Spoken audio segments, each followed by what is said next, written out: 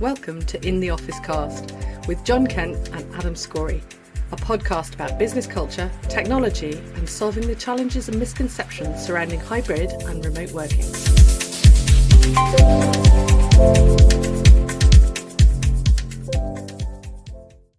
Morning again, Jon, and welcome to everybody on the In the Office Cast, the podcast for Team in the Office. Welcome, Jon, on this rather cold and frosty morning. Hi, Adam. How's it going? Yeah, well, thank you. We've got quite an interesting topic for this episode.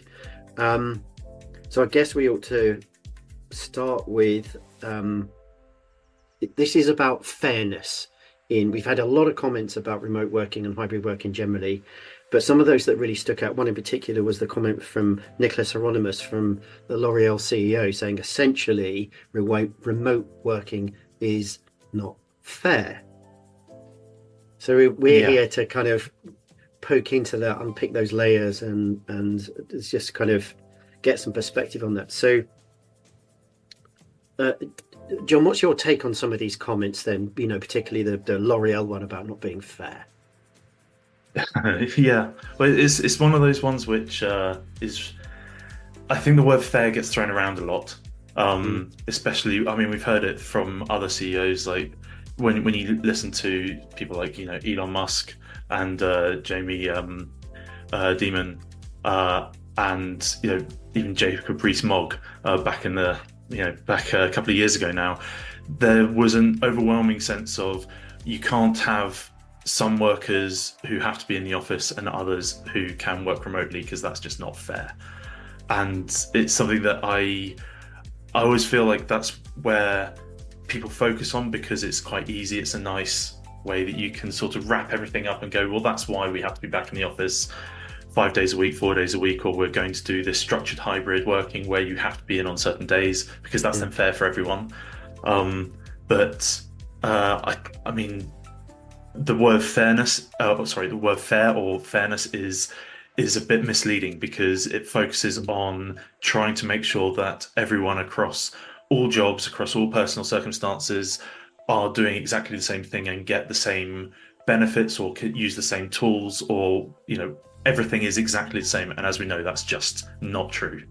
Yeah, I mean, what we're talking about here is when we say fair, it's actually the word fair being used as a tool, as a lever to get people to come back into the office, right? That's what we're talking about, really. Because we know exactly that, work isn't fair. It's not set out to be fair, of course. Yeah, I mean, well, it's not even that it's sort of that things are unfair. It's that people are doing different jobs. So Elon Musk saying he was saying it's immoral that that people who work on laptops can work remotely. Yeah, morally wrong. That was it. Yeah, that people working on laptops are living in la la land and they need to be in the office because it's not fair for the people that make their food or that work in the factories that they're not allowed to. You're like, yeah, but they're doing different jobs. So, are they being, if you're talking about fair, are they being paid the same? Yeah. The L'Oreal CEO saying that it's not fair for the blue collar workers who work in the factory. You're like, yeah, but he will be working in a hybrid way unless he can tell me that every day at 9 he turns up to the office and works from 9 to 5 and then after that goes home. He's doing work remote working in a hybrid fashion because he'll do some work remotely or some work off site or whatever it is. But it's interesting. I mean, Elon Musk is a good example here. I read something about this today where Elon Musk is the CEO of 5 different companies. So is that one office for all 5? So he's actually working in a hybrid way for those 5 companies, sure, which means that when he's in one of them, he's not in the other. So therefore, well, anyway, that's not fair, Mr. Musk. Are you morally wrong then for, Well, that's probably for another podcast. Probably. But yeah, I mean, that's really interesting as well, because it's the people who are the most outspoken that seem to, about this topic, seem to really have the blinders on. The Jacob Rees-Mogg famous thing of walking around people's desks and saying, sorry to have missed you. Yeah, the most passive aggressive thing that you can do, and implying that all of those people had to be in the office. And he said all sorts of things like it needs to be stamped out and it's terrible for product, all basically every single polarizing thing that someone who wants people back in the office can say he did. And then you go, well, yes, so do you always work from the same location? Well, if you do, then I think you'll probably lose your job, because you need to be in your constituency, you need to be in the House of Parliament, you need to be doing work on the road. He works in a hybrid fashion. He goes to people's houses, well, presumably, or used to try to canvass for their votes. So, it's really interesting that he was so outspoken about it and so hypocritical about it. So what do we really think these people are saying? Why do you think they're trying to use that as a lever then? What do you think that Nicholas Hieronymus is really truly saying? Well, I think the important thing for all of these is to look at them individually. So Nicholas is saying, I'm going to call him Nicholas because obviously we're good mates. Nicholas, when you look at his business, he's saying that he works in fashion. He's saying that, I think the quote was something like, beauty is not remote or virtual. So he's trying to get people back into the office for whatever reason. Sorry, not for whatever reason. He's trying to get people back in the office because he believes that that's fundamental to the running of his business. And I'm not saying that he's wrong. I'm saying that saying the word fair in order to try to bring people in, that being used as the argument is incorrect. And actually probably a better, and actually because you're saying that then throws up more objections from the people that can work remotely. Whenever you're trying to bundle everyone together, you're going to upset some people. And actually what you should be doing is looking at what each individual person needs for their job and for their personal circumstances. You can't say something's fair for everyone, because it inherently won't be. Some people will be disadvantaged by it. Different. You go into, there's so much strata within that statement on its own about pay for somebody who's brand new compared to the CEO. That's not fair, right? But hang on a minute. When you start to look into it, it's a bit of a minefield, and you can get lost in the detail about what truly are we trying to get to here, I suppose. Absolutely. It's really about, from his perspective then, talking about what's right for his business, and he feels, as the CEO, as the leader of that business, that actually how he feels, and maybe he's got data to back it up, that productivity, culture, efficiency, these moments of magic actually would be better because they're caught in the office rather than that, and those moments are actually what driving the business forward. So the people who rely on that part of the business, if they're remote and not doing that work, the blue collar workers were going, well, actually that's not fair because you're not doing what you should be doing, your responsibility towards the business, you're not doing that, so we're not going to be able to do our jobs very well in the future. It could have a knock-on effect potentially. Really which lies, I suppose. I guess so. I think there's also, in what you're saying there, you do have it, even in a business like L'Oreal, where they are obviously more fashion and beauty focused. There will be many, many different jobs, which won't just be, even the people in the factory will have different jobs. So a factory floor manager will be paid differently to someone working on the line. So you need to actually be, I think the biggest problem with it is it's too all-encompassing, and you need to actually be looking at the different roles. So within the rest of the HQ, for example, will have lawyers, will have IT specialists, will have managers and salespeople, and all of these different roles. And actually, that's where, if you do say it's fair, what's fair for one person is unfair for another. So if you're saying, well, it's fair for the blue collar workers, if you're going in, someone who's sales and going, but actually I need to be out and about, you're now disadvantaging me by forcing me back into the office when we've proved that actually my job requires me to be out and about a bit more. Yeah. So I think, it's that's Yeah, I mean, oh, I've got a stat here that a whopping 80% of bosses regret their initial return to office decisions, and said that they would have approached their plans differently if they had a better understanding of employees' attendance, their usage of office amenities, and other related factors. yeah. So it's very interesting. I mean, I've just written a blog about, there's some very interesting stats about how many people are working from home and how many are not. The fact that it tends to be a younger generation that are actually going into the office because they're in their learning phase of their work, or that's a very large part of what they're trying to do, is when they're younger, is learn the skills, their trade or whatever. So they need to be around somebody who's going to teach them. It's very difficult to do that remotely. So yeah, it's really about, I guess, his culture, his business, and trying to, I guess, make it, to use the word fair again, for everybody, for his mindset.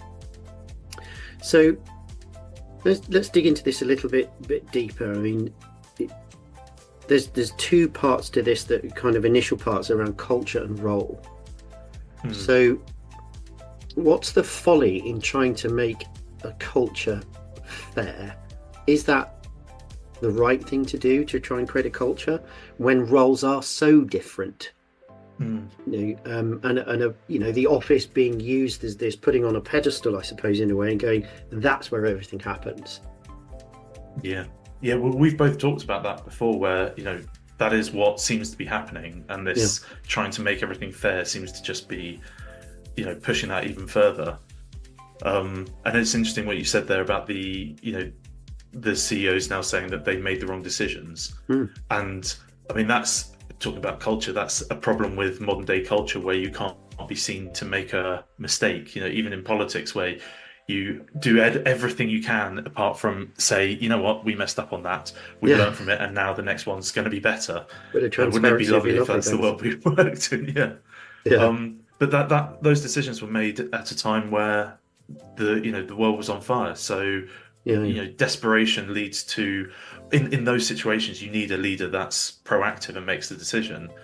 But as I said, the folly of trying now to make it all fair is that it's not going to work. You can't, if you move out of the individual company perspective and you stop trying to, and media talks about this all the time, where they're talking about the them and us, the people that can work remotely and the people that can't. I think, well, so someone who's a bus driver, they have to work driving a bus. That's their job. That's where their workplace is. Do you think a tube driver during the summer says, oh, it's really unfair that the bus driver gets to see sunlight, but I just get to see tunnels? It's like, well, they might do, but if that's the case, then you need to consider what your job is. Maybe try to get another job. I know it's very easy to say and actually really difficult to do, but jobs aren't the same. Racing drivers do a very different job to me sitting in front of a computer writing code or talking to you. So it is unfair. You're right. Yeah, it is unfair. I mean, that's your role. I mean, I do wonder how many of these blue collar workers are genuinely saying, and I haven't read anything to say so, that those people in the office, they're on a jolly, which brings us to the whole mindset around people working from home. That paradigm around, well, actually, it's a bit of a jolly. It's people aren't truly working, or they're using it, in the past, prior to the pandemic, to kind of have a bit of an easy day, because no one can see me. Then I can get away with, getting up late and not really doing too much work, watching a bit of telly, having a few extra coffees and all this kind of stuff. Surely that's an old-fashioned paradigm now, after 3 years after the pandemic, and we've proven time and time again that we can actually work from home on a laptop if we can do that. Working from home isn't the weakest link. It's not the issue. But I think that's it's something we were talking about earlier, that I think that also comes back to the individual person, because, for example, I know can work very well from home, and I'm and I'll try to stop doing it so much in the future. I keep telling you that you need to stop working in the evenings. And we both read that article today. It was like, well, actually, that's probably really demoralizing for you, and I probably shouldn't be doing that. But your personal circumstances mean that you are very good at working from home. Yeah. There are other people that genuinely find working from home really bad, and we shouldn't be promoting them and penalizing others because of where they're working. And this is it's the whole of hybrid working has is this Pandora's box of new variables that go into how people are productive. And so even trying to like close that box and say, well, we'll be fair for everyone, just doesn't work, because some people are better working at home. Some people are better working at the office. Some people need the variety. And that's, and it does depend on the jobs they're doing and their personal circumstances. And that's at that moment in time, rather than just a general sweeping statement.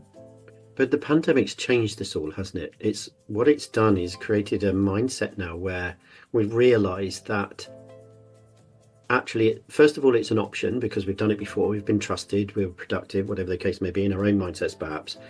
But equally, that we've got a choice in the matter. Yeah. And the choice actually can be based on some very complicated and complex issues around mindsets, personal circumstances, finances even. I know I read a stat for a blog I was writing yesterday around that this call back into work is particularly going to affect working mums who have the lion's share of the care responsibilities at home. Yeah. So it's it's going to cause all sorts of issues with working mums if they are indeed the primary caregivers, and single mums as well with children. So for me, it's I think it comes back to looking at the individual person, their role, and as a leader, as a manager, and as a business, allowing managers to have the authority to do that, having the systems in place to do that. Yeah. But it's that we as individuals have had the power now to choose and go, actually, for this project, for what I'm currently doing, what the business needs are, I should be able to choose the need based on where I feel is going to be most productive, rather than the business tell me that the only place you can be productive is sat in a desk in amongst the noise, with phones going off and emails pinging and people tapping you on the shoulder, etc., etc.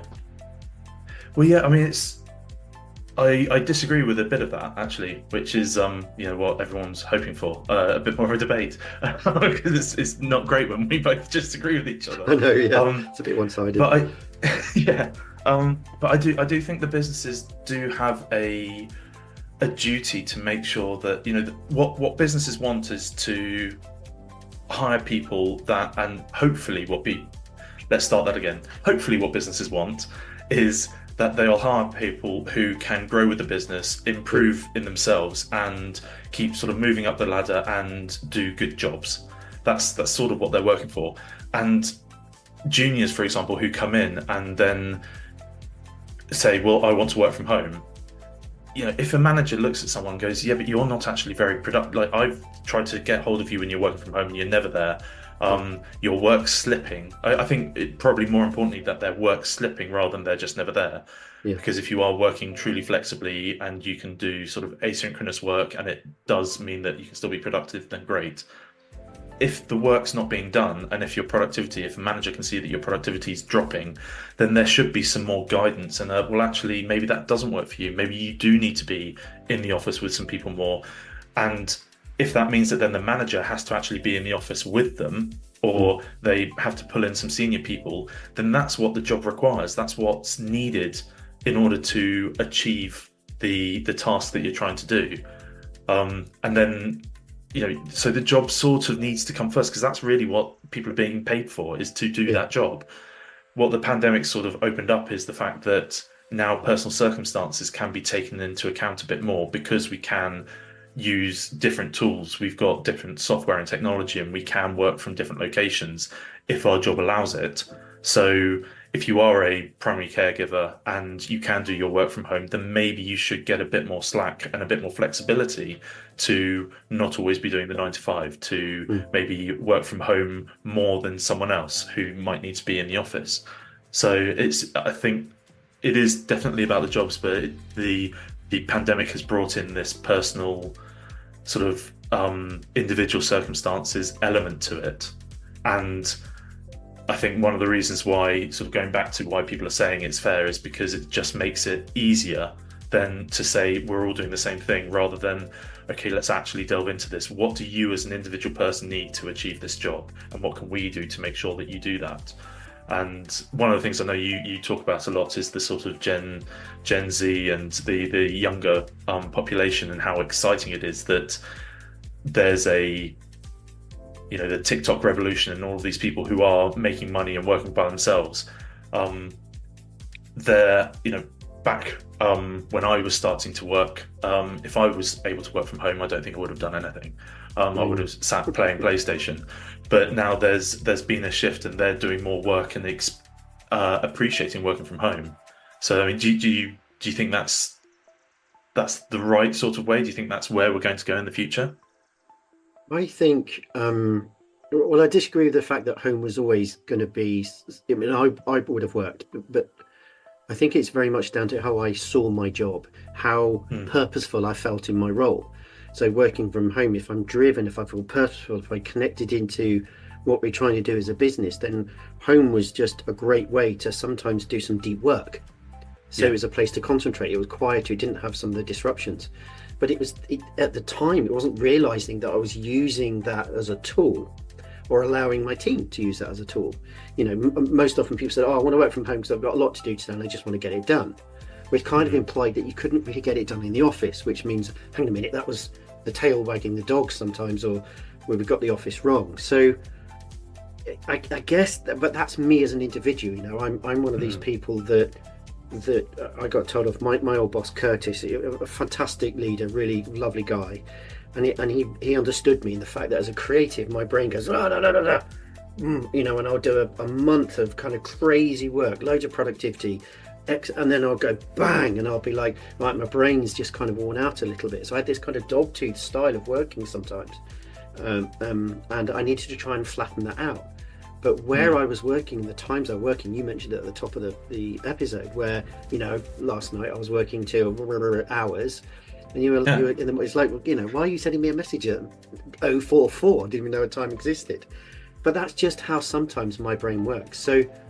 So I've never really seen that, because I'm plugged into what I'm doing, that being at home wasn't really the issue. It wasn't, yes, there's more flexibility, I suppose, in that sometimes you have to, somebody knocks on the door, my door's just there. So I guess it's mindset and purposefulness that would be how people are connected. Future? Is it? So sorry, just to jump in there. It was interesting what you said there about, you working from home. It's all about the purpose, and the work that you do is very creative. And going back to sort of the initial quote we said about the L'Oreal CEO, at the where did you say he was the other week? Oh, was it Davos? Davos. This was in January last month. Yeah. It was the World Economic Forum, Davos. Yeah, that was it, World Economic Forum. And one of the main things he said was that people who want to work, I'm going to butcher this quote, but people who want to work remotely are lazy and lack creativity. And sort of go, that's, again, it's I feel like the arguments being used are just, you just throw around as much bad language as you can, and you try to almost guilt people into the fact that you're trying to get them back into the office. And that's always going to be a recipe for pushback and friction. I think it was, I don't know if you've read the book, but by Chris Voss, I think it's Never Split the Difference. He's an old FBI, old FBI hostage negotiator.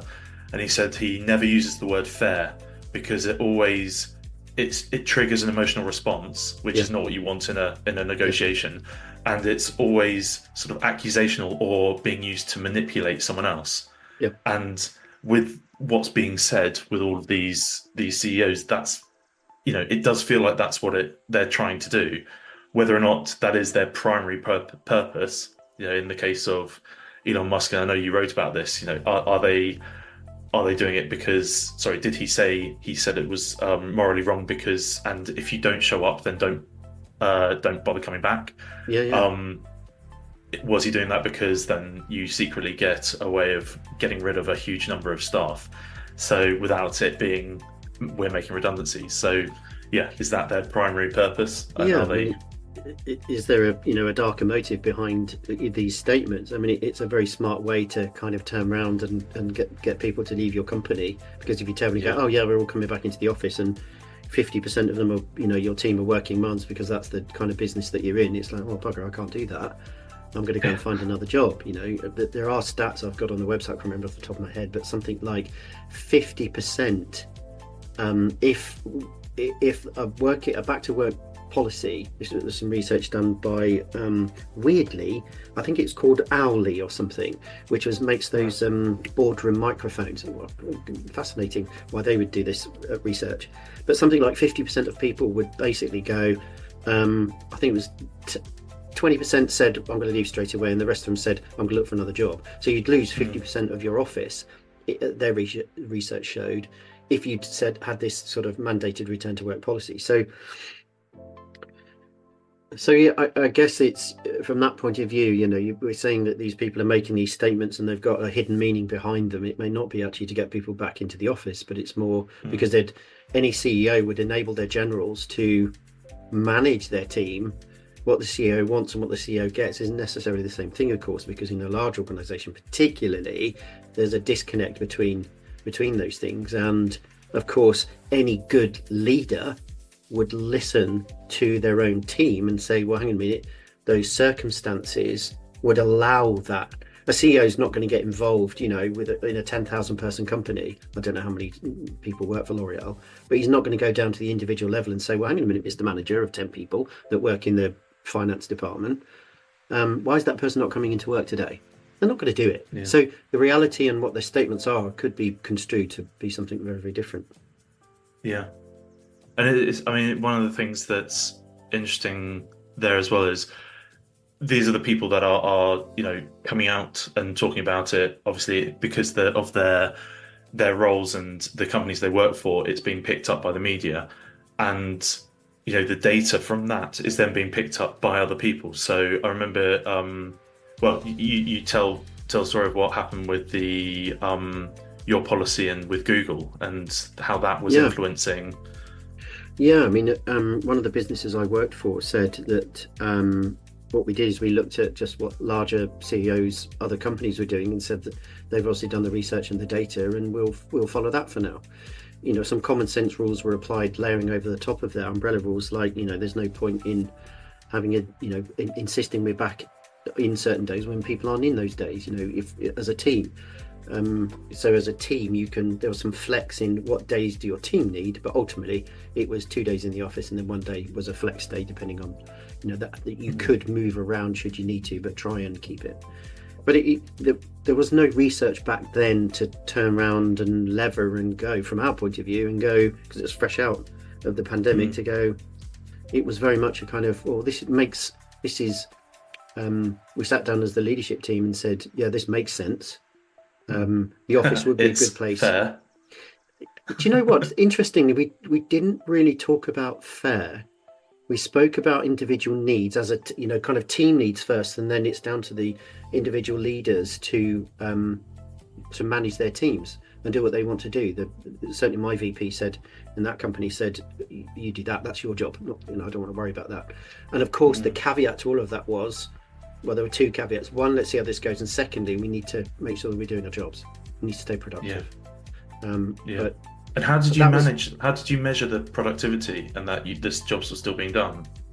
Largely technology, and kind of holding people account to their KPIs for the roles that were already there. There were frameworks, there were numbers that people had to hit, whether it be in a particular role that could be done, or it might be, for example, somebody who's gathering data, they had to keep the continuity of the amount of data they were building. So we used technology, we used numbers, we used frequent communication, really regular one-to-ones, and we had team meetings, and then we had group meetings. We were all plugged into how our small microcosm of activity plugged into the bigger, and we had connective tissue that we could demonstrate and then prove in front of the rest of the business, say this is what we're doing. So we had stats around hours of calls made, how many people on our events, all these kind of interesting things, which there was a level that we think we shouldn't go below, and if we stayed beyond there and we kept growing and could evidence that was great. So technology, communication, and KPIs really. But that was that was a company that were culturally very advanced, and were very much interested in the individual becoming, and certainly me as a leader, that's why I worked there, was very much the individual was an important part of how they showed up was important, and the leadership was how can we enable that person to be a better version of themselves every single day, and this is a very good point actually, because we talk about productivity and we don't really understand it all the time, but we as people, we're not machines. Our productivity changes based on our personal circumstances, our tasks, our team requirements. It could be get out of bed the wrong way, we ate from the gym, or we've had an argument with our partner that day, and that is part and parcel of understanding fair, I suppose, in some ways, to go, actually it's fair for me as a leader to turn around and go, actually that's the right thing to do today, because that's fair on that person. So rather than fair to the team, that's taken into account, but the decision was really after some questioning and going, well, I trust you. Your history and our communication, and the work that you're doing says to me that you're engaged, you believe in what you're doing, you're good at what you do because you're kind of interested in it between the time frames that you're here. So that's not an issue anymore. So I can extend trust and say you make the decision. So that trust piece, I think, is probably a very, very important part of this. I think within businesses is how much trust is there in organizations, at this level, and how much does that trust play a part in the culture of the business for CEOs to make comments like, it's not fair. Yeah. It's interesting what you said there, because I had previously, when we talked about it, I had taken a slightly different, I probably jumped the gun on what I thought the previous company had done. But effectively what you did was you looked at what a large company that was in a sort of similar-ish industry, maybe-ish. Services and tech, kind of. Yeah. But you looked at a big company, you saw what they did, and you thought that seems balanced. Yeah. So I use another word instead of fair.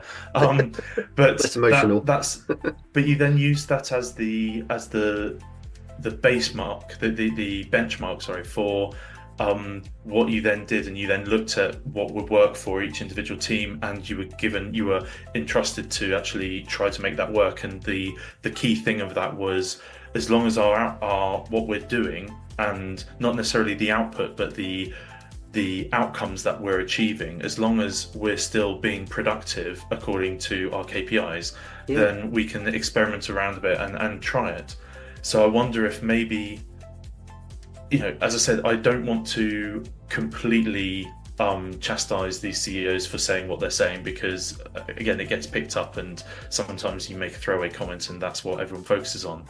But if they had said, rather than it's not fair, if they said, look, we're all about beauty, as he said, beauty is not remote or virtual.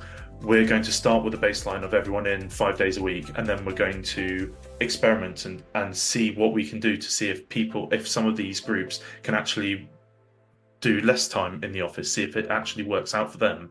And as long as their productivity and what they're set out to achieve keeps above that baseline, then you can start to sort of spread it. And then it's not a one size fits all trying to do the same across everyone. You're going, let's do a baseline, and that's where we're starting. Yeah. But if blue collar workers, actually, if the technology gets to the stage where they don't need to be on a factory floor, where they can do things remotely, technology will change. then maybe that's an opportunity for them as well to then start to look at their personal circumstances and are they more productive at home or working remotely or doing whatever they need to do. So I'm wondering if that would be a better start. That's a very important point, actually. I think to a certain extent there are no excuses now per se to not understanding what's right for your organization, because there is so much technology there now to enable you to have data around hybrid working and remote working. And the technology, our own software does this. It enables you to manage these very complex kind of parameters, individuals, if you like, like herding cats, but it enables you to manage that and understand that and gather data around that so you can make data-based decisions. So I think that there is no excuse. There's tech there. A manager wouldn't be able to do it in the past because it's like, oh my goodness, I've got 27,000 things to do and I'm managing people and not productive myself. That's part of leadership. But I think that's part of this too, is that the world's moved on. We're not where we were. We can count stuff now. We can understand it a lot more and then move on from there. And as you say, technology is going to get better and better anyway, and more human-centric, which is, that's how we base our technology on, the software that we make, is coming from the individual, the person, be able to link no matter where they are with their productivity. Yeah, but I think my only caveat to that would be, yes, we do have the data, but you almost have to plan what you're trying to read from it in advance and not use other people's data because you've no idea how it's collected. And maybe that's something that we can talk about in another podcast, because I feel like that's a bit like, we'll look at other companies and go, that's the baseline. Yeah. And you've no idea what their circumstances are, what their culture is. So you need to make sure it's done. The data-driven decisions that you're making are from your data. Yeah, I think what's after the reading that we've done in our conversations, I think for me, what we've got to be just really careful of is taking individual comments about fairness and about Jamie Dimon from JP Morgan. When you actually dig deeper, there's actually a lot more to this, and you can have one comment can give you a very myopic view of what you think they're doing. This connects with they don't look at other people's data, but in reality, when you delve into this and go past the headlines, actually they really have thought about it, because their culture and their business productivity and getting their teams to feel connected is really important to them, as every good CEO should be. So I think that for me is the headline. Is I think fair's been levered perhaps, but also partially taken out of context. And I think that everybody's smart enough to know that actually fair is so grey. It's one of those, as you say, a lot of emotion connected to it, but it doesn't really mean anything. It's very vague. It's a mean, a medium. It doesn't exist. It just plain doesn't exist. No, it doesn't. No, it really doesn't. Well, I'm not sure whether have we come up with any answers apart from be careful of headlines? I think for me the main thing is it isn't about fairness. Just ignore that, because, and we've explained why fairness doesn't exist, but trying to work out what works for your company and treating people by their jobs and by their individual circumstances, that's the way that you're going to start to make it through this process. Brilliant. Again, very insightful. Thanks, John. See you next time. Cheers, Adam. John and I really hope that you enjoyed and really got something meaningful from our latest episode of the podcast. If you'd like to comment or reach out to us and share your thoughts and ideas, we'd love to hear from you. And of course, if you would like to be a guest and we'd interview on our podcast, we'd love to have you on to talk about all the challenges that coming back into the office, the cultural elements as IT, HR professionals, office managers, and of course leaders as well. Please also do like and subscribe, and then it guarantees you get our latest podcast in your inbox. Thanks again for listening.